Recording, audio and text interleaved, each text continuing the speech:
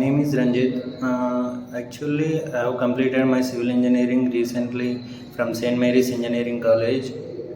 After completion of my graduation, I decided to move to IT field. At that time, I am unaware of these codings and the front end, back end, Java, and database, all these things.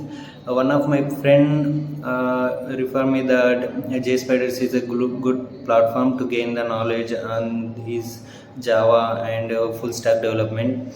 After that, I joined in the JSpiders and I learned a lot in the JSpiders, like Java front end and back end. In front end, web technologies, CSS, JavaScript. So again, the teachers also very friendly and they taught everything in detail from the basics, and SQL also they taught very well. And at last I placed in a company, and I'm thank you for the JSpiders.